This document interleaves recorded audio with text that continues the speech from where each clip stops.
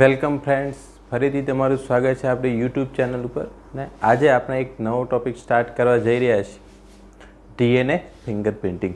Okay, સૌથી પહેલાં તો આપણે એક નોર્મલ ફિંગરપ્રિન્ટિંગ અને ડીએનએ ફિંગરપ્રિન્ટિંગ એ બંનેમાં શું તફાવત હોય છે. ઓકે, કે આપણી જે આપણી હાથની જે પ્રિન્ટ હોય, બરાબર, જે આપણી આંગળીઓની પ્રિન્ટ હોય એ ફિંગરપ્રિન્ટ પણ આપણે કહેતા હોઈએ છીએ, બરાબર.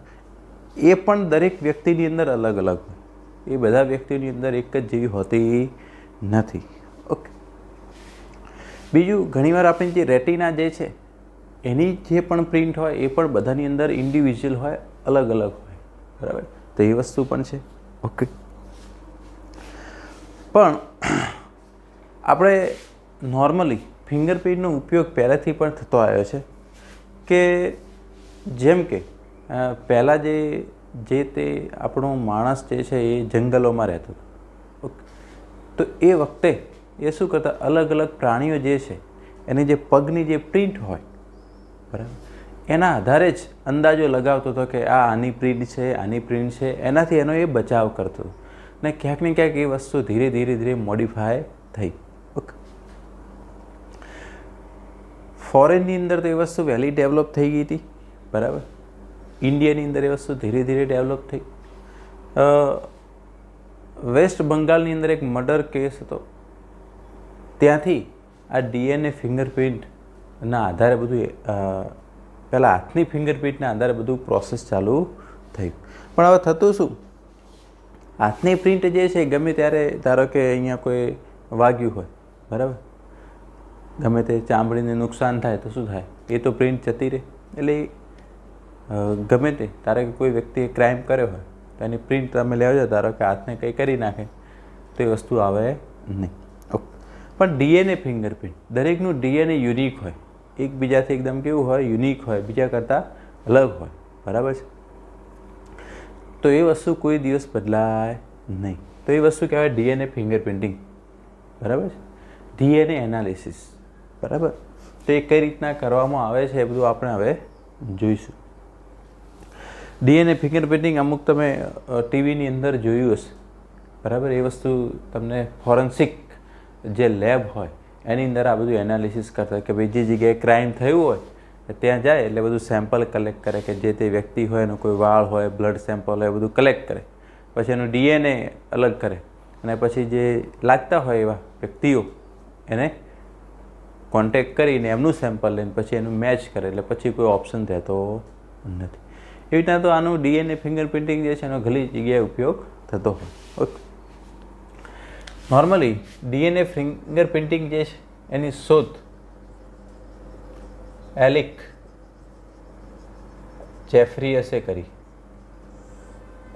ઓકે, એ પિતા છે ડીએનએ ફિંગરપ્રિન્ટિંગના પિતા. ભારતની અંદર, ઇન્ડિયામાં ડૉક્ટર વી.કે. કશ્યપ અને લાલજી સિંહ,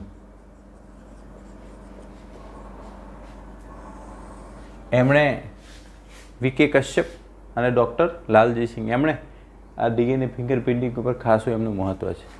ઓકે, લાલજી સિંહ જે છે ઇન્ડિયન ફિંગરપ્રિન્ટિંગના પિતા છે. ભારતીય ફિંગરપ્રિન્ટિંગના જે પિતા જે છે એ લાલજી સિંહ છે. કોણ છે? લાલજી સિંહ. ઓકે, તો આ બેઝિક છે કોણે આપી. બાકી મેઇન ઇન્ટરનેશનલ ફાધર છે એલિક જેફરીયસ, અથવા એલિક જેફરી પણ કહેવામાં આવે છે. ઓકે, એ એના પિતા છે. હવે હ્યુમન જીનોમ પ્રોજેક્ટ જે છે એની અંદરથી એક વસ્તુ ખ્યાલ આવી ગઈ હતી કે ભાઈ 99.9% મનુષ્યની અંદર ડીએનએ જે છે, બરાબર છે, એ બધામાં કેવો છે, સરખો છે. 99.9% ડીએનએ બધામાં ઇક્વલ છે. ખાલી 0.1% જે છે અલગ છે. કેટલો? 0.1% એકબીજાથી અલગ પડે. આપણે એકબીજાથી અલગ દેખાઈએ છીએ, એનું કારણ શું? આ 0.1% ડીએનએ, બરાબર, જે બધામાં સરખો હોતો નથી. એના કારણે એ વસ્તુ, બાકીનું જે છે એ બધાની અંદર કેવું હોય, સરખું જ. આપણી અંદર ધારો કે જે મારી અંદર જે જનીન ઇન્સ્યુલિન બનાવતું હોય એ જ ટાઈપનું જનીન તમારી અંદર પણ ઇન્સ્યુલિન બનાવતો હોય, કે અલગ ટાઈપનું જનીન સિક્વન્સ એની અંદર ના હોય.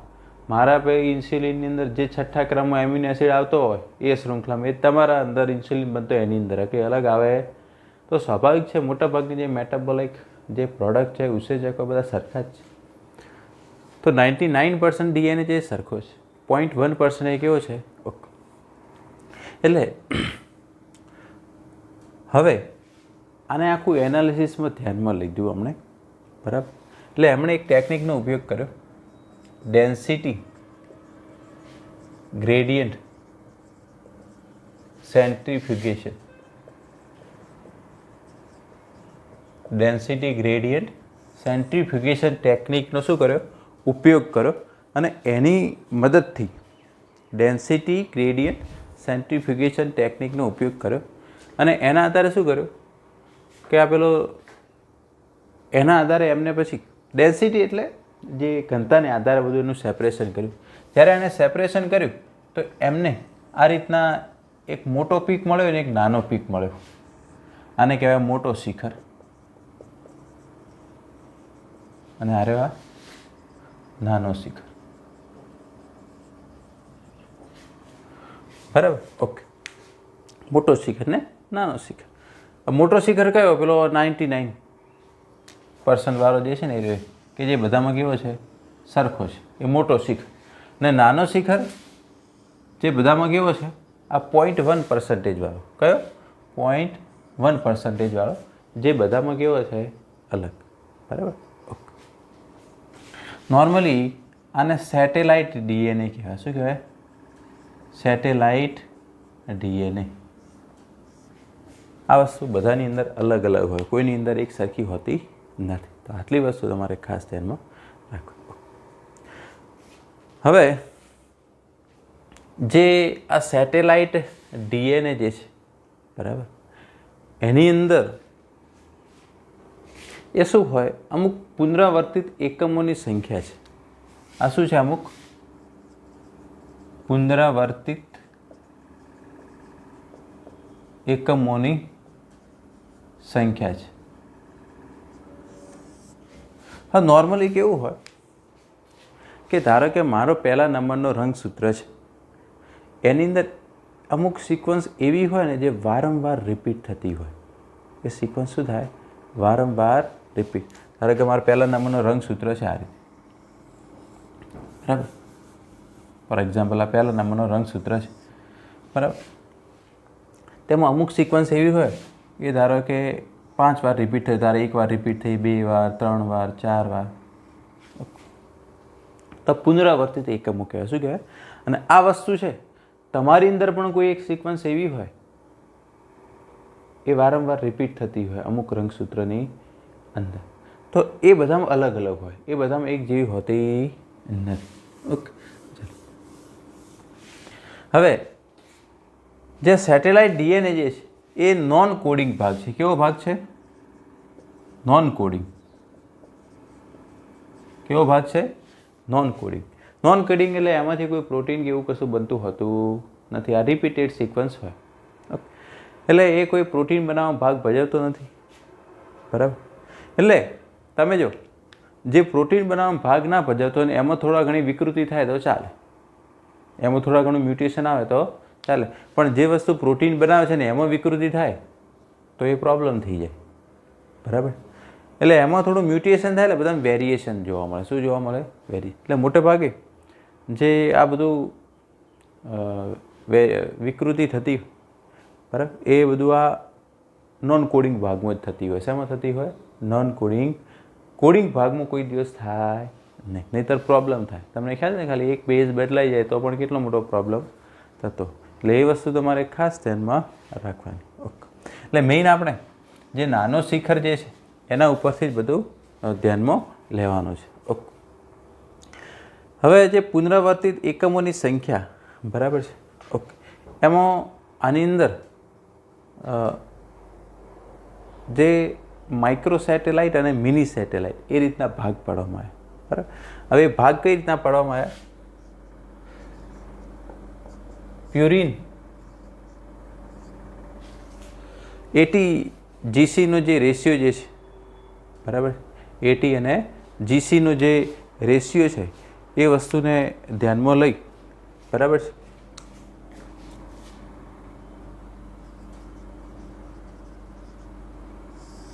કે ભાઈ એટી અને જીસીનું પ્રમાણ કેટલું છે એના આધારે એક વસ્તુ ધ્યાનમાં લીધી, બરાબર. આપણે મેઇન હવે ભાગ પાડવાના છે માઇક્રો સેટેલાઇટ અને મિની સેટેલાઇટ. એ કોના ભાગ છે? આ સેટેલાઇટ ડીએનએમાં બે ભાગ પડે, માઇક્રો અને મિની સેટેલાઇટ. ઓકે. કોઈ પણ વસ્તુ પુનરાવર્તિત થાય છે, બરાબર, પણ એમાં કેટલી સિક્વન્સ છે?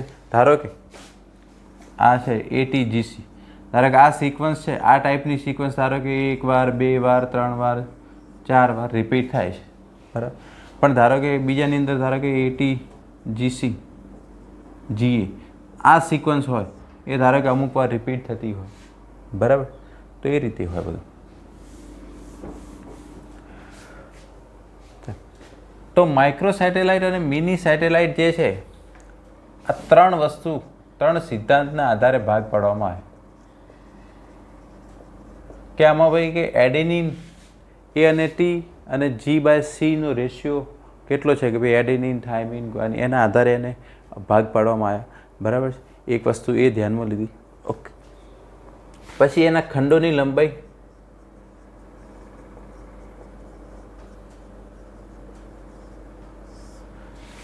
લંબાઈ કેટલી છે, બરાબર, કે ભાઈ આમાં આટલી લંબાઈ છે કે આની અંદર આટલા બેઝ આવી જાય, બરાબર. એ વસ્તુ ધ્યાનમાં લીધી, એના આધારે પણ ભાગ પડે. અને ત્રીજું કે ભાઈ એમાં પુનરાવર્તિત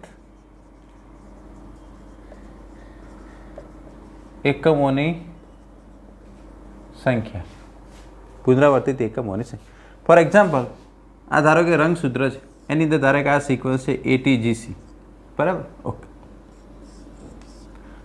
ફરી પાછી એટીજીસી આવે છે. હવે આ શું કહેવાય? એની લંબાઈ કહેવાય, બરાબર. ધારો કે આમાં 4 નાઇટ્રોજન બેઝ છે, ધારો કે 5 હોય તો એની લંબાઈ વધારે કહેવાય, 6 હોય તો એની લંબાઈ શું કહેવાય? વધારે. પણ ધારો કે અહીંયા આ પ્રકારની સિક્વન્સ ધારો કે અહીંયા 3 વાર રિપીટ થઈ, બરાબર, તો એ એકમોની સંખ્યા કહેવાય. શું કહેવાય? પુનરાવર્તિત એકમોની સંખ્યા, બરાબર. ઓકે. ધારો કે 4 વાર રિપીટ થઈ, એકમોની સંખ્યા કેવી થાય? તો એ પણ મહત્વનું છે. કેટલી લંબાઈ છે એમાં, એ અને એટીજીસીનું પ્રમાણ કેટલું છે, બરાબર. અમુકની અંદર કેવું હોય કે ભાઈ ખાલી એ રીતે હોય તો એ પણ રિપીટેડ જ કહેવાય, બરાબર. તો 3 સિદ્ધાંતોને આધારે એણે માઇક્રો અને મિની સેટેલાઇટ એ રીતના ભાગ પાડે. મિની સેટેલાઇટની અંદર આ VNTR કોણ આવે? VNTR. આ VNTR શું છે? VNTR એટલે વેરિયેબલ નંબર ટેન્ડમ રિપીટ્સ.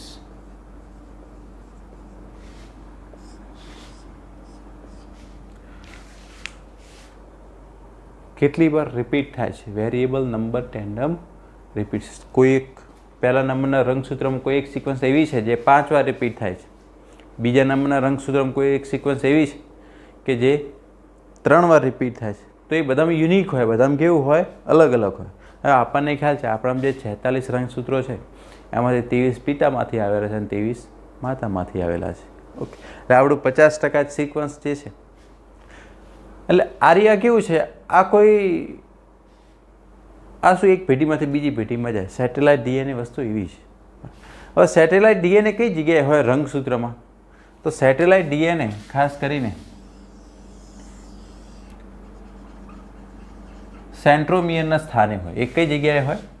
જે પણ સેન્ટ્રોમિયર હોય ને ત્યાં હોય એક વસ્તુ. સેટેલાઇટ ડીએનએ એ જગ્યાએ જોવા મળે. પછી જે રંગસૂત્રનો છેડો હોય જેને આપણે ટીલોમર કહેવાય. શું કહેવાય? એ જગ્યાએ પણ જોવા મળે છે, બરાબર. એક સેન્ટ્રોમિયર હોય ત્યાં હોય, રંગસૂત્રનો છેડો હોય ત્યાં, સેટેલાઇટ ડીએનએ જોવા મળે છે.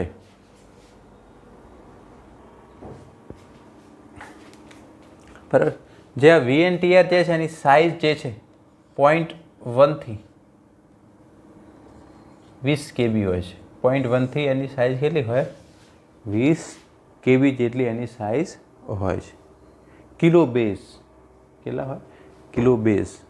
KB મીન્સ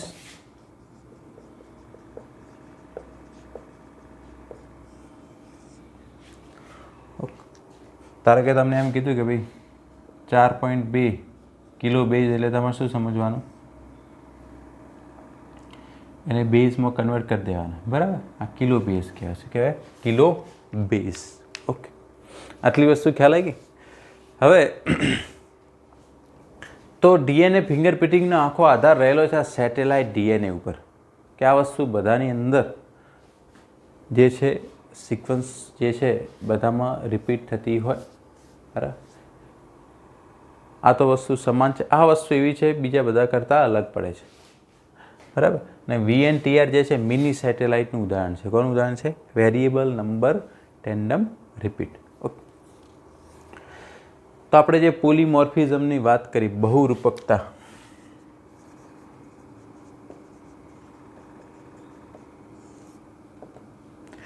બરાબર, કે ભાઈ બધાની અંદર જે અમુક પ્રકારની સિક્વન્સ જે છે અમુક રંગસૂત્રોની અંદર એ વારંવાર રિપીટ થતી હોય, જે બીજા કરતાં એને શું કરે છે? અલગ કરે છે. અને આ ભાગ એવો છે જે કોઈ દિવસ કોની અંદર ભાગ નથી ભજવતો? આપણે કોઈ જે છે કોઈ વારસાગત એનું કોઈ એક્સપ્રેશન કરતું હોય, કોઈ પ્રોટીન નિર્માણ કરતું, કોઈ કોડિંગ ભાગ આ છે નહીં. પણ ડીએનએ ફિંગરપ્રિન્ટિંગની અંદર આ એક વસ્તુ ઇમ્પોર્ટન્ટ ભાગ ભજવે. હવે આપણે કે ડીએનએ ફિંગરપ્રિન્ટિંગ જે છે એની પ્રોસેસ કઈ રીતે થાય છે, બરાબર, એની પ્રક્રિયા, એના માટે કઈ કઈ ટેકનિક, કયા કયા સ્ટેપ જે છે આપણે ફોલો કરવા પડે, તો એ આપણે જોઈ લઈએ.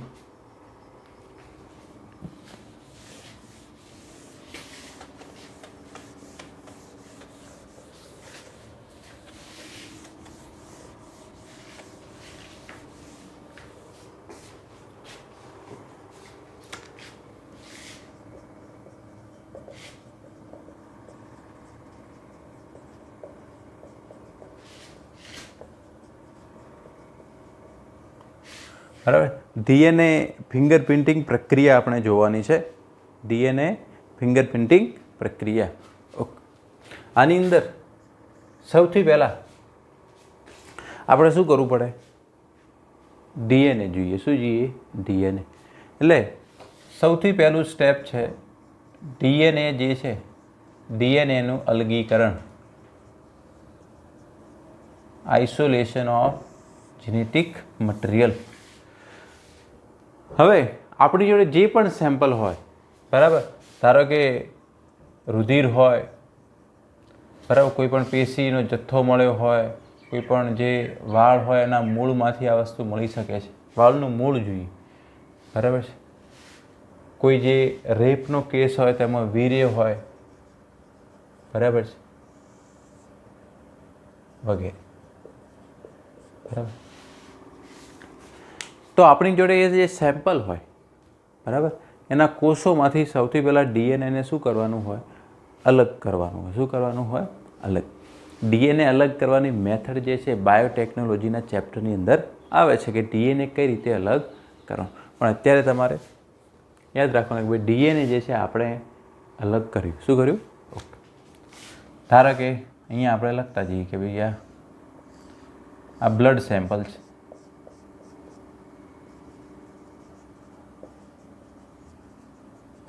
ઓકે, એનું આપણે શું કર્યું? ડીએનએ અલગીકરણ. ડીએનએ અલગ કરી દીધું, બરાબર, આપણને આ ડીએનએ મળી ગયું, બરાબર, આપણે ડીએનએ મળી ગયું. ઓકે, હવે આખું ડીએનએને હેન્ડલ કરવું અશક્ય છે. એટલે ડીએનએના શું કરવા પડે? એના ખંડોને નાના નાના ટુકડાઓમાં વિભાજન કરવા પડે. ને તમને ખ્યાલ છે ડીએનએને તોડવા માટે કયો ઉત્સેચક જરૂરી છે? એન્ડોન્યુક્લિયેઝ. કયો ઉત્સેચક? ઓકે, એટલે બીજું સ્ટેપ કે જે રિસ્ટ્રિક્શન એન્ડો ન્યુક્લિયેઝ જે ઉત્સેચક છે એની મદદથી ડીએનએ જે છે એનું પાચન એટલે એને તોડવાનું, બરાબર. એટલે હવે જે આ ડીએનએ છે આ રીતના નાના નાના ખંડોમાં વિભાજિત થઈ ગયું. એટલે આ રેસ્ટ્રિક્શન એન્ડોન્યુક્લિયસની ટ્રીટમેન્ટ આપી, બરાબર. એટલે ડીએનએના શું થઈ ગયા? ટુકડા થઈ ગયા. શું થઈ ગયા? ડીએનએના નાના નાના ટુકડા થઈ. અમુક નાનો ટુકડા બને, અમુક મોટા ટુકડા બને, એ રીતે બને. ઓકે, હવે આ જે ટુકડાઓ જે છે એને અલગ કરવાના, બરાબર. ઓકે, હવે એના માટે એક ટેકનિક આવે, એગેરોસ જેલ ઇલેક્ટ્રોફોરેસિસ. એગેરોસ જેલ ઇલેક્ટ્રોફોરેસિસ ની મદદથી ટુકડાઓનું શું કરવાનું? અલગીકરણ. શું કરવાનું? અલગીકરણ. બરાબર. એની અંદર કેવું હોય? એગેરોસ જેલ ઇલેક્ટ્રોફોરેસિસ આ એક પ્રકારનું ડિવાઇસ હોય. આની અંદર એગેરોસ જેલ જેવું, જેલ કેવી છે? એકદમ ટ્રાન્સપરન્ટ મીડિયમ છે, બરાબર. ધારો કે આ અંદર આ બધું જેલ છે, બરાબર. અહીંયા ધારો કે આપણે જે ડીએનએ છે એ નાખવાનું છે, આ સેમ્પલ પોઈન્ટ છે, એની અંદર આપણે આ ટુકડા નાખ્યા, બરાબર. ઓકે, હવે જે આ ઇલેક્ટ્રોફોરેસિસ એમાં બે વસ્તુ હોય, એક બાજુ કેથોડ હોય ને એક બાજુ એનોડ હોય. એક બાજુ શું હોય? ઓકે,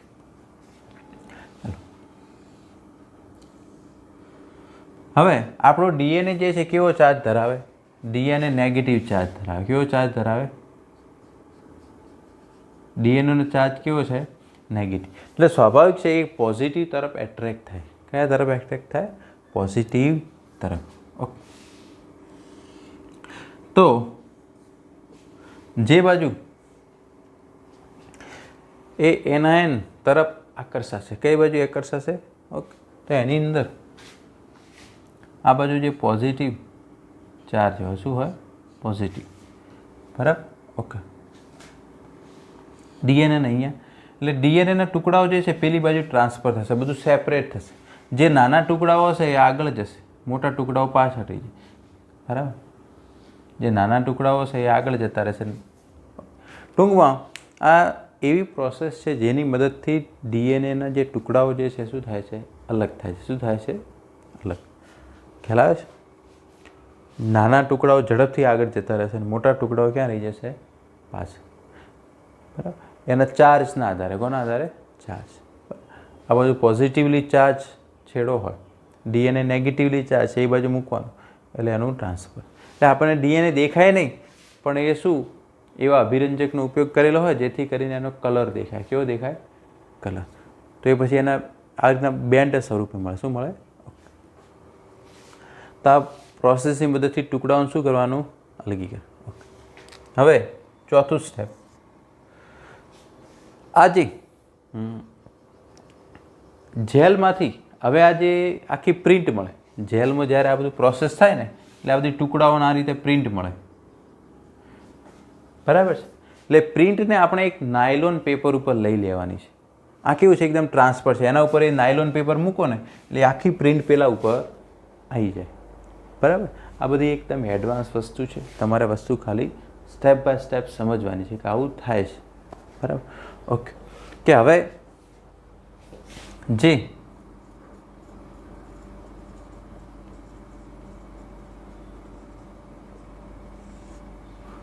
છે એનું પ્રસ્થાપન કરવાનું.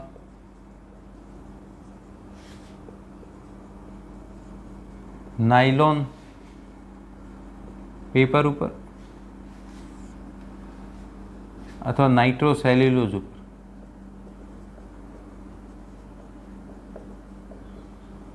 એટલે દેખો એ આખી પ્રિન્ટ જે છે, ધારો કે આ નાઇટ્રોસેલ્યુલોઝ પેપર છે, એની ઉપર આખી પ્રિન્ટ આવી જાય આ રીતે, બરાબર. ચલો હવે આપણે લેબલ્ડ રેડિયો એક્ટિવ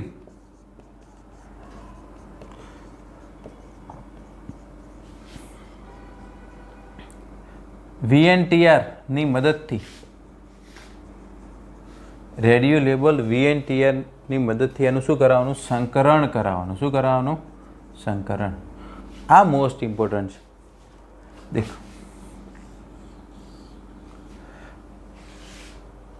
હવે આની અંદર કેવું હોય? ધારો કે પેલા નાઇટ્રોસેલ્યુલોઝ શીટ છે, એની ઉપર આ બધા ટુકડાઓ છે DNAના. આ બધું સિંગલ સ્ટેન્ડર્ડ હોય. કેવું હોય? ઓકે. ધારો કે અહીંયા કોઈ એક સિક્વન્સ છે, ફોર એક્ઝામ્પલ અહીંયા છે આ ATGC, આ રીતે છે. ઓકે. હવે આપણે શું કરેલું છે? જે VNTR જે છે એને રેડિયો લેબલ કરી દીધા. શું કરી દીધા? ઓકે. એ એની અંદર નાખવામાં આવે. બરાબર. એટલે કે આપણે જે એડિનિન હોય, થાઇમિન હોય, ગ્વાનિન હોય, સાઇટોસિન હોય, એ બધું કેવી હોય? રેડિયો લેબલ હોય. કેવા હોય? એટલે ધારો કે અહીંયા એડિનિન હોય તો અહીંયા જ્યારે પહેલાં આપણે નાખી એટલે અહીંયા થાઇમિન આઈને જોડાય, T હોય તો A જોડાય, G હોય તો C થાય, C હોય તો G થાય. ઓકે. એટલે બધી આ રીતના જે પણ VNTR જે છે, રેડિયો એક્ટિવ VNTR, એ જે ટુકડાઓ સાથે બેઝ પેરિંગ કરશે. શું કરશે? ટુકડાઓ સાથે બેઝ પેરિંગ કરશે. એટલે આપણને ખ્યાલ આવી જાય આ રેડિયો લેબલ છે, આનું તમે એક્સરે કરો એટલે એ વસ્તુ ખ્યાલ આવી જાય કે આ આની સાથે જોડાઈ. એટલે આપણને એ વસ્તુ ખ્યાલ આવી જાય કે અહીંયા આ સિક્વન્સ છે, અહીંયા આ સિક્વન્સ, આને આપણે રેડિયો એક્ટિવ કરેલી જ છે. બરાબર. આર્ટિફિશિયલી. અને એની સામે એ જોડાય છે. એટલે આ સિક્વન્સ કઈ છે આપણને ખ્યાલ આવે. બરાબર. એનાથી પ્રિન્ટ ખ્યાલ આવે. શું આવે? તો આ રેડિયો એક્ટિવ VNTR જે પ્રોબની મદદથી એનું શું કરવાનું? સંકરણ. પછી એને જોવું પણ પડે. એને શું કરવું પડે? જોવું પણ પડે. ઓકે. તો જોવા માટે ઓટો રેડિયોગ્રાફી આવે. શું આવે? Auto radiography. એક્સરેની મદદથી. કોની મદદથી? એક્સરેની મદદથી શું કરવાનું? ઓટો રેડિયોગ્રાફી કરવાની. બરાબર. એટલે આ શીટ જ્યારે ત્યાં મૂકવામાં આવે ને એટલે બધું દેખાય. બરાબર. કે કઈ સિક્વન્સ છે કેટલી વાર રિપીટ થઈ છે. તો એકદમ સિમ્પલ મેથડ છે. જે પણ આપણે જેમાંથી DNA અલગ કરવું હોય, બરાબર છે, એનું સેમ્પલ આપણે જોઈએ પહેલાં. બરાબર. પછી સૌથી પહેલું સ્ટેપ DNAનું અલગ કરવાનું. એમાંથી DNA અલગ કરે, આખો DNA ને હેન્ડલ થવો અશક્ય છે. એને નાના ટુકડામાં શું કરી દીધું? તો રેસ્ટ્રિક્શન એન્ડોન્યુક્લિયસની મદદથી DNAને શું કર્યું? પાચન કરી દીધું. શું કરી દીધું? એનું વિભાજન કરી દીધું. ઓકે. પછી જે ટુકડાઓ જે છે એને અલગ કર્યા, સેપરેટ કર્યા. ઓકે.